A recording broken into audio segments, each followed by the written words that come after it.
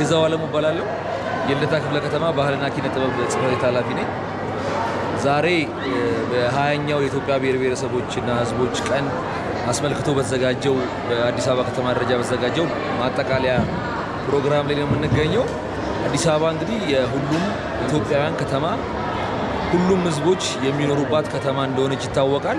በዚህም መሰረት አዲስ አበባ ሁሉንም ክልል፣ ሁሉንም ማንነት የምትወክል ከተማ እንደመሆኗ መጠን እንደምትመለከቱት የሁሉም ማህበረሰብ አመጋገብ፣ አለባበስ፣ የተለያዩ ባህላዊ ክዋኔዎች የቀረቡበት መርሃ ግብር ሲደረግ ቆይቷል። በጣም እጅግ ትንሿን ኢትዮጵያን ያየንባት አዲስ አበባ ትንሿ ኢትዮጵያ ነች።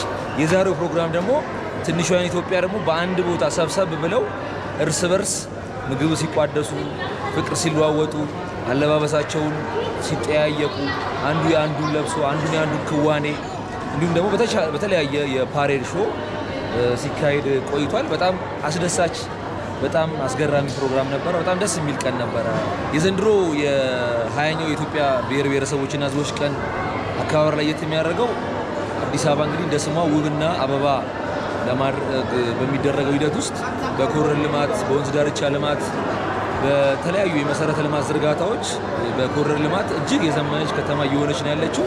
በዓለም አቀፍ ደረጃ ተወዳዳሪ፣ ለቱሪስት ሳቢ፣ ለኑሮ ምቹ፣ ለነዋሪዎቿም ለጎብኚዎቿም ምቹ የሆነች ከተማ ተፈጥራ ባየንበት ወቅት መከበሩ እጅግ ልዩ ያደርገዋል።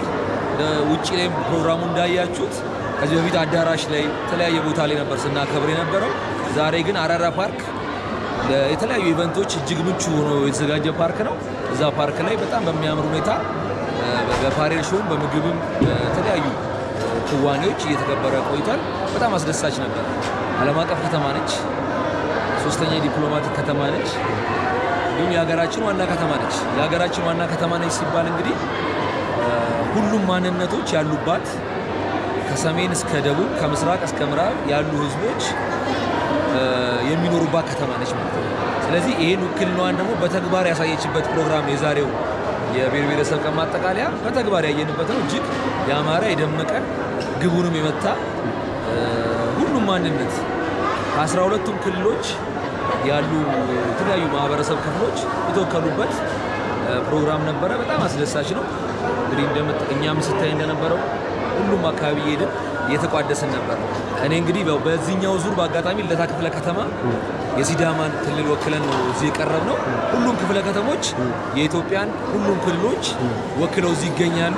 እንደ ልደታ ክፍለ ከተማ የሲዳማን ክልል ወክለን በ2018 የብሔር ብሔረሰቦች ቀን በዓል ላይ ተገኝተናል። እንግዲህ እንደምታየው ልብሱ በጣም ነው የሚያምረው፣ እጅግ ውብ ነው።